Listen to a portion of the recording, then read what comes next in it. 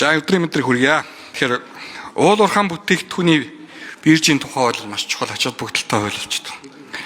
Ялангуяа улс нь өөрөө уул уурхайн бизнес хийдэг учраас манай нөхцөл энэ борлуулалтыг шилэн байлгах, бүгдэд ил байлгах энэ тулд энэ биржийн хуулийг баталсан тодорхой хэмжээгээр үүргээ биелүүлээ явж байгаа. Гэхдээ энэ засаж сайжруулах шаардлагагүй гэсэн үг биш. Тийм учраас сайжруулаад явах ёстой.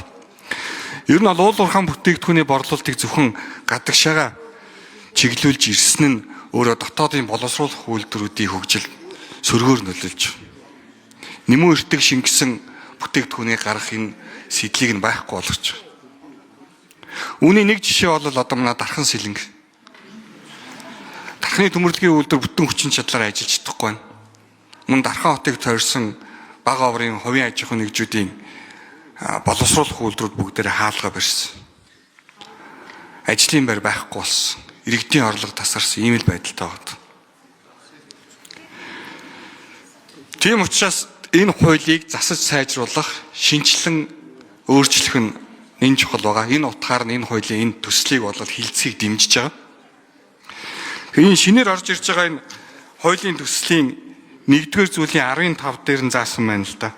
Уул уурхайн бүтээгдэхүүний баяжуулалт боловсруулалтын түвшин нэмэгдүүлж, нэмүү өртөг шингээж экспортлох зорилгоор дотоодын баяжуулах боловсруулах үйлдвэрт бижээр дамжуулах арилжиж болно гэдэг. Энэ заалтнууд бол маш зөв заалт болчиход байгаа юм байна. Гэхдээ энэ дээр анхаарах нэг асуудал байгаа юм таваансайдаа. Тэр нь юу вэ гэхээр энэ дотоодын баяжуулах үйлдвэрүүд чинь яг биржийн худалдаанд оролцоход гадны том компаниудтай үн хаялцаад оролцох боломж нь байхгүй байхгүй. Тэгэхээр энэ дотоодын боловсруулах баяжуулах үйлдвэрүүдийг нэгэнд дэмжиж энэ биржийн худалдаанд борлуулалтанд оролцуулъя гэж байгаа бол яг энэ султыг нь байхгүй болох тал дээр ямар бодлого гарах вэ? Яг энэ хуулийн дээр ахаад дэлгэрэнгүйгээр зааж өгөх бололцоо байгаа юу?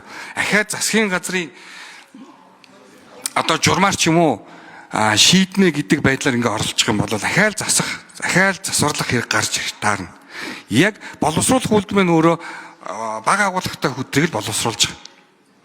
Бага агуулгатай хөтөр өнөөдөр чинь дахны төмөрлөгийн үйлдвэр дээр маш их хэмжээгээр хадгалагдаад үлдсэн. Тэгээ энэ бирж дээр ороод ирээд яг ингээд үн хаялцаад явна гэх юм бол энэ манай үйлдвэр чи өсөлдөх боломжгүй болчих واخ. Тэгэхээр нэг тусгай нөхцөл байдаг юм уу яадгийн яг зах зээлийнхээ зарчмаар ингээд үн хаялцаад явхад бол манай үйлдвэрүүд өсөлдөж чадахгүй. Энийг энэ хуулийн дээрээ бас нэг жоохон тусгаад өгч юм.